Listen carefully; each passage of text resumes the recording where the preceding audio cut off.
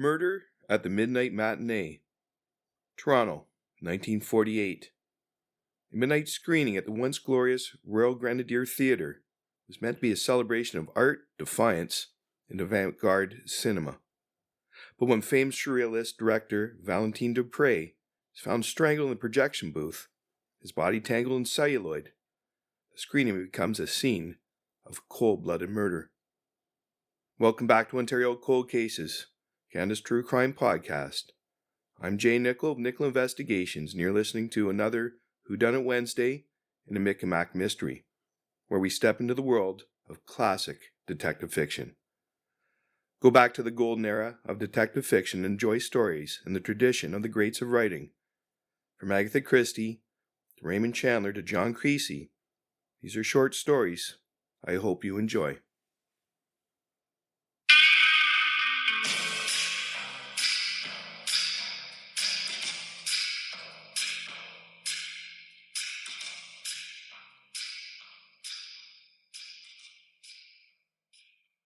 Hello, I'm Jay Nickel of Nickel Investigations, and this is Ontario Cold Cases, Canada's True Crime Podcast. Ontario Cold Cases is a gripping true crime podcast that shines a light on unsolved murders, disappearances, and forgotten crimes from across the province and the world. With meticulous research, compelling storytelling, and a commitment to historical accuracy, we bring you the real stories of victims, investigators, and suspects. Stories that demand to be heard. Each week we take you deep into the world of true crime with a packed schedule of episodes. Tuesdays, historical true crime cases, exploring infamous and obscure crimes from history. Wednesdays, the Mick and Mack mysteries, a thrilling fictional detective series set in 1950s Toronto. Thursdays, World Cold Case Thursday, investigating unsolved cases from around the globe. Sundays, Ontario Cold Cases, the latest episode uncovering an unsolved mystery from Ontario. From high-profile crimes that shock the nation to little-known cases waiting for justice, we uncover the truth, one case at a time. Join us as we explore the dark corners of history and mystery, where every clue could lead to answers and every case deserves a second look. Subscribe now wherever you listen to your favorite podcasts and never miss an episode of Ontario Cold Cases, Canada's True Crime Podcast.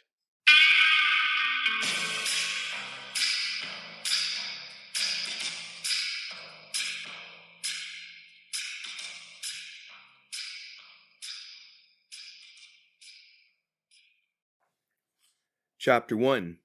Curtains Up.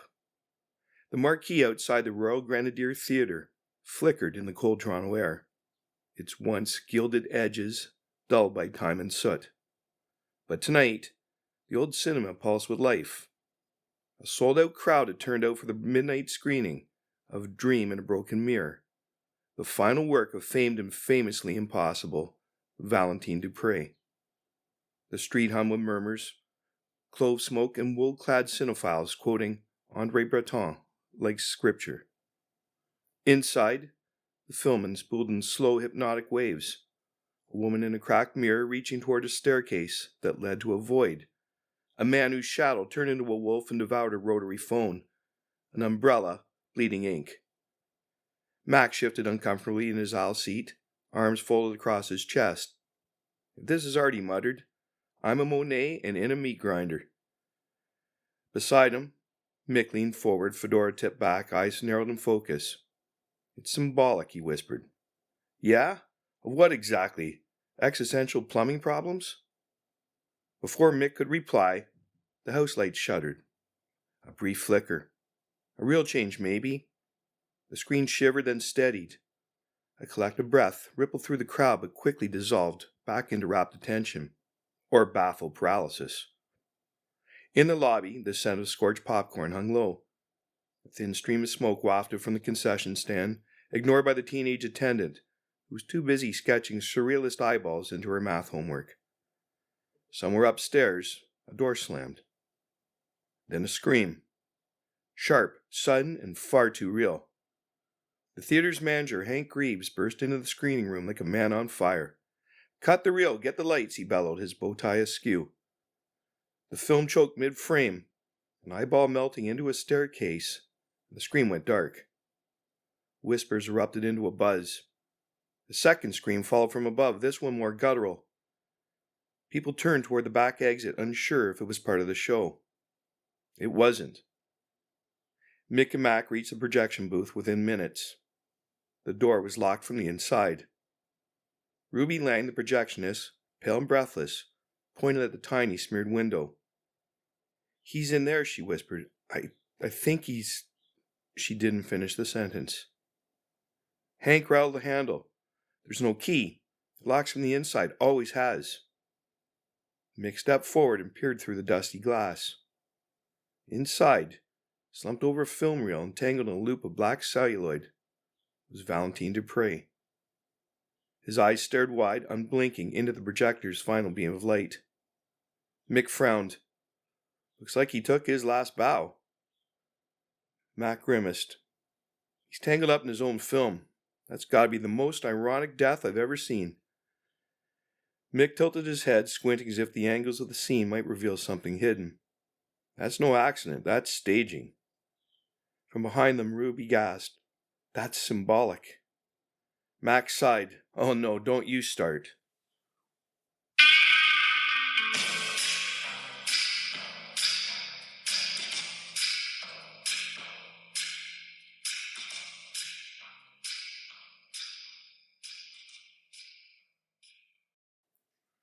Chapter 2.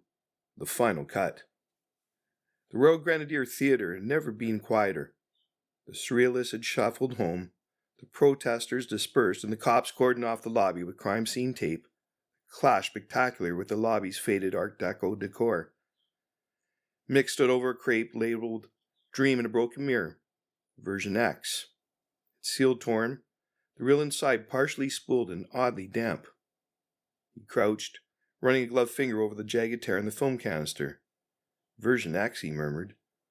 Mack looked up from inspecting a pair of scissors that had been recovered from under seat H14. "Sounds ominous. Like one of those secret soda formulas they don't want the public to taste. Or a cut of the film someone didn't want showing."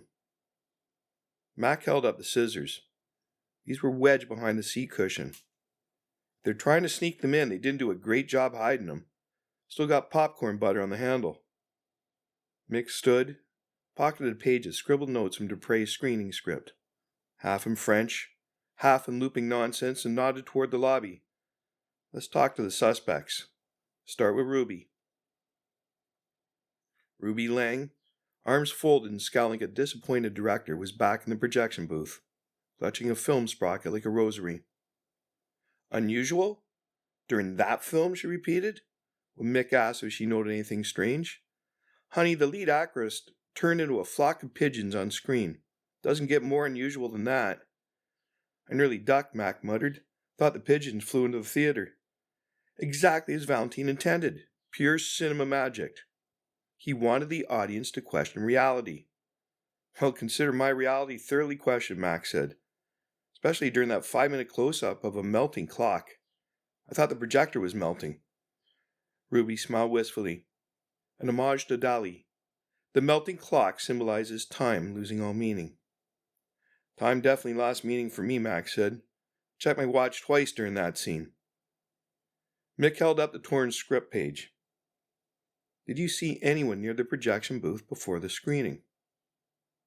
Ruby's eyes flicked to the torn canister. "I did hear someone on the landing about 20 minutes before showtime. Thought it was Hank coming to gripe about the projector again. Could have been anyone. You know, Gerald Stone spent half the film scowling like he'd swallowed a lemon, and Boland was scribbling like a mad scientist." "Did Duprés ever mention anything about a version X?" Mick asked.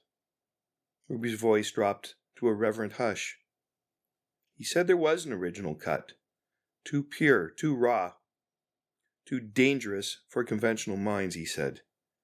She looked wistfully at the projector. "But I never saw it. Maybe that was it." Mack blinked. "So you're saying we just screened a dangerous version?" "Art is always dangerous, darling." Mack turned to Mick. "I liked it better when dangerous meant falling off ladders." Gerald Stone was in the manager's office, still in his three-piece suit, still clutching his moral outrage like a briefcase. To document the indecency firsthand, he explained, when asked why he attended. I needed evidence of the filth being peddled as art in this cinema. Funny, Mack said. Must have missed the filth. Unless you mean that scene where the actor mud wrestled with his subconscious.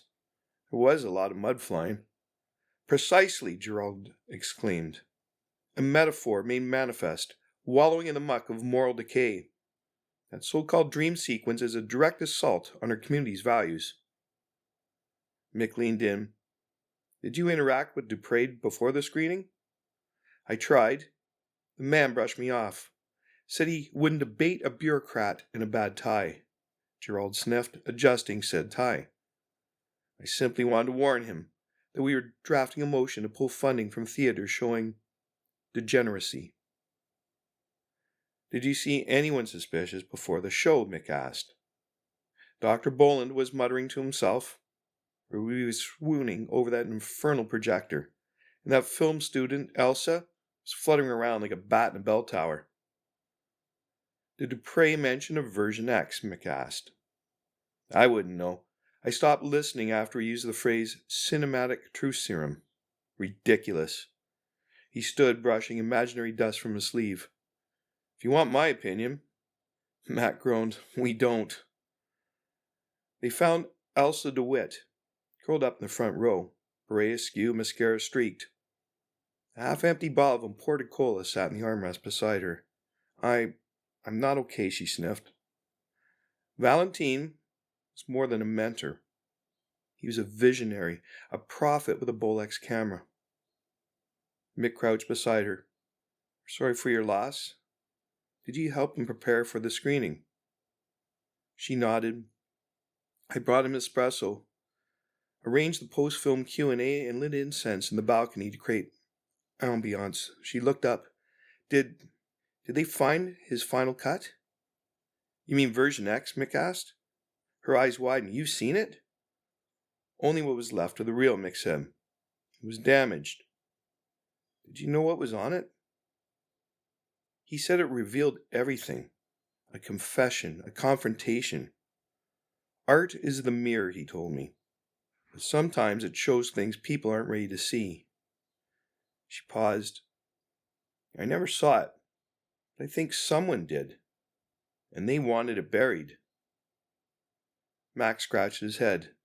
Look, kid, I don't mean to sound insensitive, but this is starting to feel less like a murder, more like an art school project gone nuclear. Elsa blinked. Is that your way of saying you're lost? Completely, Mack said. Hank Greaves stood behind the popcorn counter, arms crossed, face grim. The machine was unplugged. You boys find out who did this, and maybe I can get back to worrying about burst pipes and broken projectors instead of killers, he said. Mick gestured toward the reel canister. Ever seen version X before tonight? Never. Valentin kept it locked up tighter than my liquor cabinet and jazz night. If he screened it tonight, it was a surprise to all of us. Who had access to the projection booth? Mick asked. Ruby, and technically me, but I haven't touched that contraption in years. Gives me hives. Mack leaned on the counter. What about these scissors we found in the crowd? Hank raised an eyebrow. They're mine? Probably fell off my utility belt. Use them to trim tape when Ruby splices reels. So they could have ended up in the wrong hands, Mick asked. They could have ended up in the popcorn, Hank said dryly. It's that kind of night.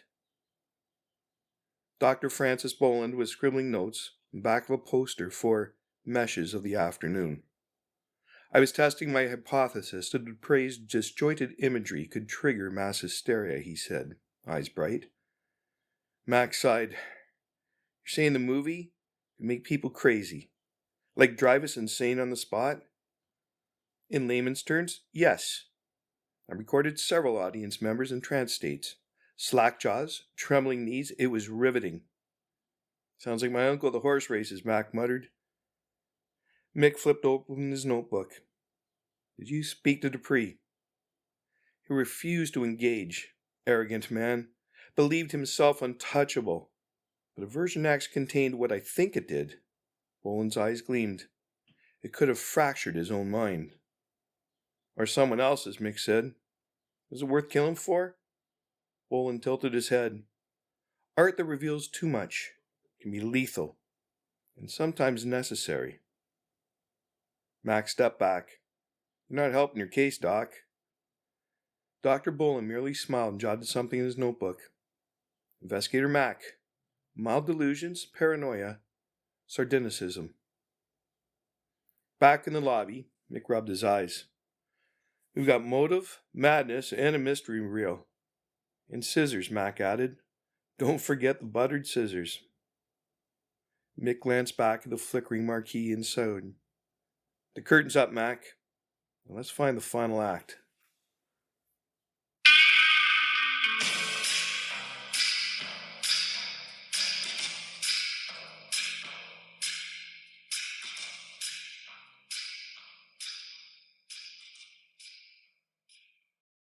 Chapter 3.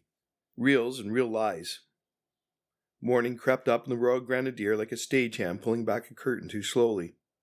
The theatre's neon marquee still buzzed in defiance of the daylight, flickering between midnight matinee and now playing Dream in a Broken Mirror, as if unsure which reality it belonged to. Inside, Mick hunched over a folding table in the lobby, now doubling as an impromptu evidence station. Duprés' annotated script pages were spread out in front of him, accompanied by half a reel of version X, a magnifying glass, and a steaming thermos of coffee so strong it could have stripped the chrome off a bumper. The eye sees all. The mirror lies, Mick read aloud, frowning. He flipped through Duprés' chicken scratch notes. Among the production instructions and surreal doodles were cryptic notations. Scene 7. Revealed trauma through fracture. Cut out municipal speech. Risk too high. Keep Elsa from full context until premiere. Mick frowned. Trauma? Municipal speech? Tapped the note scribbled beside his sketched eye. What were you trying to say, Valentin? Just then, Marv, a wiry man in a moth-eaten scarf and enormous glasses, shuffled over from the theatre's cafe nook, clutching a cup of herbal tea and a copy of Cinephile Quarterly. You the detective, Marv asked? Mick nodded. McCathie. Marv beamed. You know, I saw version X. I knew it was different. I've seen Duprés' earlier cuts. This one had teeth. Darker. Personal. What do you mean personal? There was this one scene, never saw it before, where a figure in a mayor's sash stands in front of a crumbling city and starts vomiting celluloid tape. Marv sipped his tea unfazed. Then the screen cracks like a glass, and you see the figure's face change into Valentin's. Mick blinked. That wasn't in the final cut. Nope. Another bit where a projectionist burns reels in the baptismal font. It felt confessional. Mick's pen hovered above his notebook. Do you think Duprés was exposing something, maybe about himself or someone else? Marv shrugged. Hard to say. Could have been trauma. Could be metaphor. With surrealism, you never know if someone's bearing their soul or just flexing their weird. Mick nodded slowly. What about the audience? Did anyone seem particularly affected? Well, Gerald Stone looked like he swallowed his own tie. Boland was trembling with excitement. And that film student, Elsa, she was crying even before the pigeons turned into typewriters. Mick raised an eyebrow. Typewriters? Marv waved a hand. It's best not to ask. Meanwhile, 2 floors up, in the Dreams on Film seminar room, converted from a dusty storage closet, Mack slouched in the back of a makeshift lecture delivered by Professor Leonard Trask, a bearded academic who had clearly slept in his corduroy. Buñuel, Trask declared, teaches us that narrative is a prison, a chain of casualty shackling the subconscious. By abandoning logic, we liberate the id. Mack squinted. I thought Benwell was a pasta dish. Several heads turned. Trask blinked. Benwell was a filmmaker. Oh, Mack paused. So, not pasta? Professor Trask pressed on. In Duprés' work, especially version X, we see a rejection of linearity, a descent into symbolic recursion. Take the staircase scene. What did it mean to you? Mack rubbed his temples. I thought the guy was late for something. Exactly, Trask said triumphantly. Late for his own awakening. Mack leaned over to the grad student beside him. Is it normal to feel like your brain's being put through a salad spinner? She smiled sympathetically. You're doing great. Mack blinked. Really? No, she said gently, but your tie matches your socks, so that's something. By the time Trask moved into an impromptu interpretive dance meant to embody filmic rebirth through subconscious inversion, Mack had seen enough. He slipped out the side door and wandered back to the lobby, shaking his head like a man recovering from a fever dream. Mick looked up from his notes. You okay? I'm not sure, Mack said. I think I just saw a man become a metaphor and then trip over a projector cord. Find out anything? Mack shrugged. The staircase meant awakening, or lateness, or indigestion, hard to say. Mick turned back to the reel. Version X was more than symbolic. Duprés was exposing something, someone. The trauma wasn't abstract, it was real. Used symbols as camouflage. Mack pointed at the torn canister. And someone didn't like what they saw. They both stared at the reel in silence for a moment. Mack cleared his throat. Hey, Mick, yeah? If I ever try to make a movie where pigeons turn into typewriters, just hit me with the reel.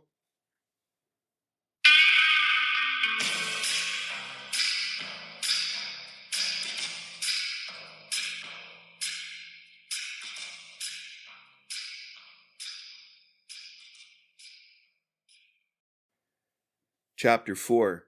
The Censorship Mob. By noon, the Royal Grenadier Theatre looked less like a murder scene and more like the site of an impending holy war. The picket signs were back. Keep filth off our screens. Down with depravity. Art shouldn't make you throw up. At the front of the line, red-faced and righteously loud, stood Councillor Gerald Stone, flanked by a handful of cardigan-clad retirees and one man holding a crucifix in one hand and a hand-drawn copy of a poster of Casablanca in the other. This is not censorship, Stone bellowed into a reporter's microphone. This is civilization. Inside the theater, Mack watched from the lobby window with a coffee in one hand, a half-eaten donut in the other. You know, he said, I don't remember the 10 Commandments saying anything about surrealism. Maybe it's hidden in the footnotes. Mick sat nearby, flipping through a thick envelope just delivered from the National Film Board of Canada. It's not just public outrage. Duprés had a contract with the NFB. They funded Dream in a Broken Mirror under the condition he screen that approved version only, strict clause. No version X, no deviations. Mack whistled. So last night's screening? Broke the deal big time. Mick tossed a release form onto the table. If word gets out he breached the agreement, not only does the theater get dragged into a funding scandal, but Duprés' final legacy goes up in smoke. Which makes this more than murder, Mack said. It's a ticking PR bomb. Mick nodded. Someone had a reason to stop version X from being seen. Maybe they didn't mean to kill him. Maybe it was about stopping the film. Or maybe, Mack said, licking powdered sugar from his fingers, they're just a bad critic with really strong opinions. In the projection booth, Ruby Lang was coiling reels with trembling hands. Her eyes, usually lit with celluloid devotion, were heavy. I didn't know about any NFB deal, she said, voice quiet. Valentin told me this was his true version, the one the world needed to see. Did you see him bring in the canister, Mick asked? Ruby nodded. He came in just before the doors opened, carried it in a satchel, all secretive, said, Tonight the veil lifts. I figured it was just his usual flair. Was a projection booth locked? Mick asked. Ruby hesitated. Yes. But there's a spare key for emergencies. It's supposed to stay in Hank's office. Mick and Mack exchanged glances. Hank Greaves didn't even pretend to be surprised. Spare key? Yeah, I've got one in my drawer, he said, leading them into the cluttered little office behind the concession stand. Been there since the 20s. I've used it maybe twice. One time we had a kid get stuck in there trying to nap on a reel bin. He opened the drawer, then stopped. Well, he said, I've used it a third time if it were still here. The key was gone. Mick straightened. Who else has access to this office? Hank frowned. Me? Ruby sometimes. Elsa helped me prep it for the Q&A setup. Oh, and Gerald stormed in here during the first reel to demand we stop the screening. Did he see the drawer? He saw everything, believe me. He's pacing like a lawyer in closing arguments. Knocked over a can of peanuts. Mack raised an eyebrow. Keep peanuts in your desk? I keep whiskey in the peanuts, Hank said. Don't judge me. Mick stepped back. That key was used to get into the booth. The murder wasn't a heat-of-the-moment attack. Someone planned this. They knew how to get in and what to take out. Mack looked toward the window again, where Gerald Stone was now dramatically dabbing his forehead with a handkerchief between interviews. Think it was him? Mack asked. Maybe he thought killing the movie meant killing the message. Or maybe, Mick said, someone else knew what the message actually was. Just then, a new figure entered the lobby. A young woman in a tailored gray skirt and smart jacket, eyes sharp and hair pinned in a style that said, I don't waste time. She held out a badge. Claire Hastings, National Film Board Compliance Division. I need to speak with whoever screened the unauthorized version of Dream in a Broken Mirror. Mack sighed. Oh, good, just what we needed. Mick stood to greet her, already flipping open his notebook. Miss Hastings, he said, I think we're going to need to talk about what exactly Duprés was hiding in that film, and who had a reason to bury it.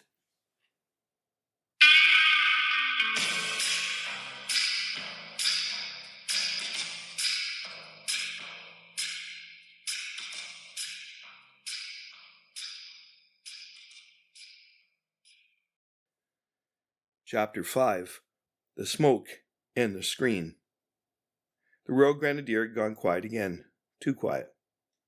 The picketers had finally thinned. Gerald Stone had been escorted off the sidewalk by a weary constable after attempting to give a sermon to a paper boy.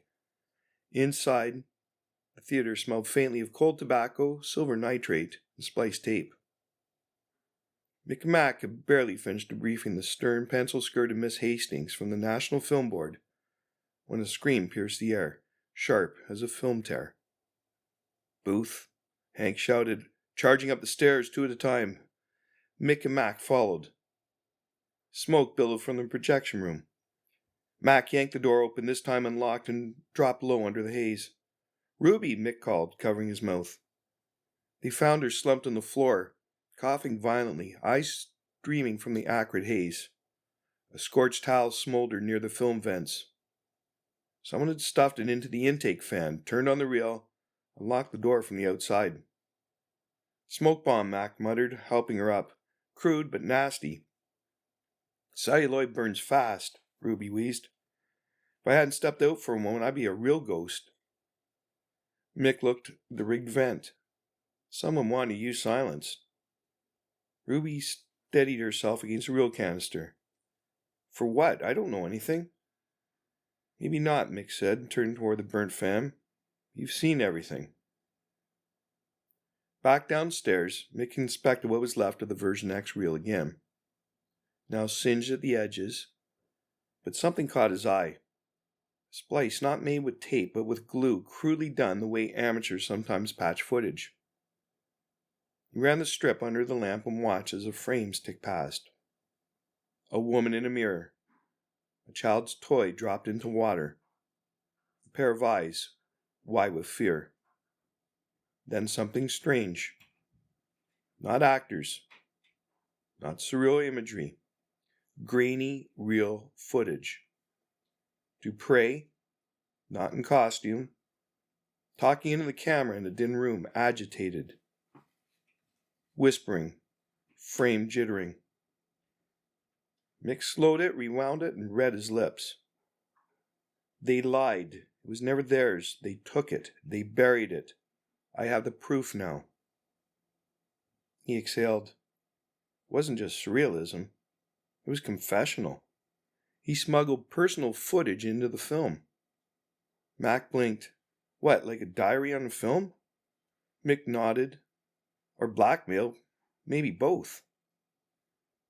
Back in Hank's office, the manager poured Ruby a glass of flat cola from behind the counter. Someone torched the booth, trying to shut her up, he said. That's not about censorship anymore, that's fear.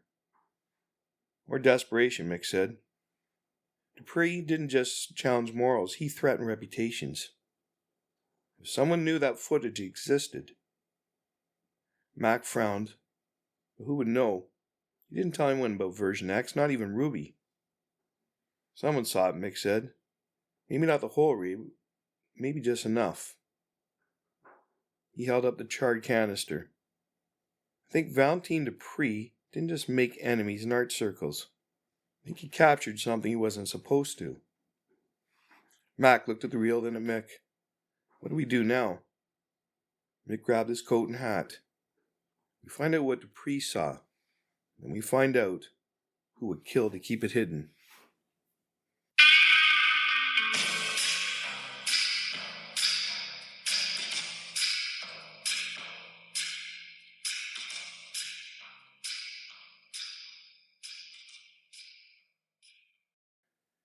Chapter 6. A Frame Too Far. It was well past midnight. Again. The Royal Grenadier sat cloaked in shadow, the lobby lit only by the dim wall sconces flickering like candle flames at a seance. In the empty theatre, Mick and Mack sat side by side, surrounded by rows of silent velvet seats and the faint creak of the old balcony rafters above them. On screen, the flickering reel of version X whirred into life. Spliced, jittery, and utterly baffling. It began with the same imagery as before. A staircase had spiraled into sand. A pair of gloved hands shattering a mirror. A table set for 12 with no diners. Then came the splice. The tone shifted, grainy, raw.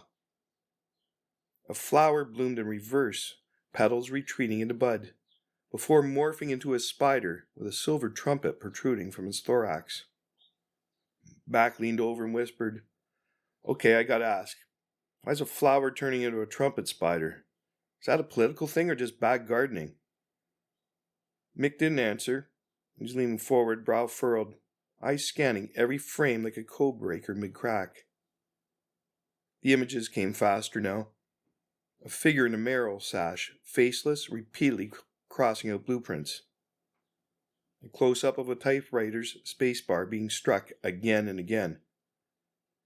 A cinema ticket being torn in half, revealing a second hidden ticket underneath.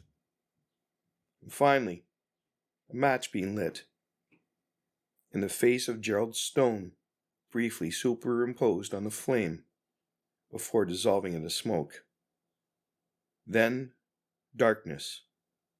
The reel snapped to its end. The whir of the projector slowed the theater fell into silence. Mack sat still for a moment, chewing the inside of his cheek. Then he stood and walked toward the screen. Duprés layered it, he said. He didn't just record evidence, he encoded it. Darren-style imagery, yes, but arranged like sentences, like accusations. Mack scratched his head. All I saw was a flower, a spider, a trumpet, some angry typing, and Stone's face in a flame. I mean, if that's not dream logic, I don't know what is. Mick turned to face him. It's not dream logic, it's sequence. First, the flower, innocence. Then the spider, betrayal. The trumpet, exposure, sound, public reckoning.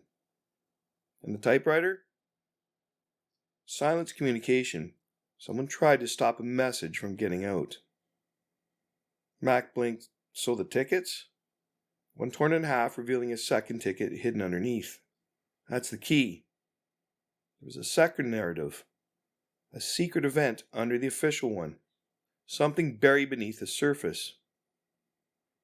Mick stepped back into the aisle. And the flame, the face in it? Mack nodded. Gerald Stone. Stone was involved in something Duprés uncovered. Maybe a scandal, maybe something tied to city contracts or censorship bribes. Valentin encoded his accusations into the film. Couldn't prove it with documents, but he could put it on screen. Mack leaned back in his seat, folding his arms. So Stone sees the film, sees his own dirty laundry hung out in art school code, and panics. Mick nodded, and someone, maybe Stone, maybe someone else trying to protect him, gets into the booth with the spare key, kills Duprés, and tries to stop the film. Mack whistled low. All because of a film nobody was supposed to understand. Mick smiled faintly. That was the brilliance of it. The message was hidden where only the right eyes could see. Mack stood, shaking his head. I still say the spider didn't need the trumpet. Violin, maybe? Something classy? Mick chuckled. Come on, let's pay Stone a visit.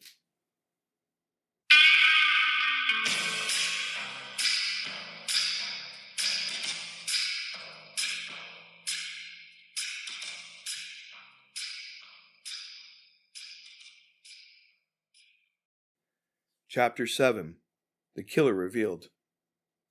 The sun was still hiding below the horizon when Mick and Mack returned to the Royal Grenadier for one final act. They weren't looking for Gerald Stone anymore. They were looking for Dr. Francis Boland. The psychologist was exactly where they expected, in the upstairs lounge, pacing between the lobby's velvet armchairs and the flickering projection window, notebook in hand, murmuring to himself. Good morning, Doctor, Mick said, stepping in the room like a man walking onto a stage he knew by heart. Boland looked up, startled. His eyes darted toward the exit, then relaxed too quickly. Detectives, he said, smoothing his coat. I take it you've reached some sort of conclusion? Mack nodded. Sure did. About the spider trumpet. Boland blinked. Mick stepped forward.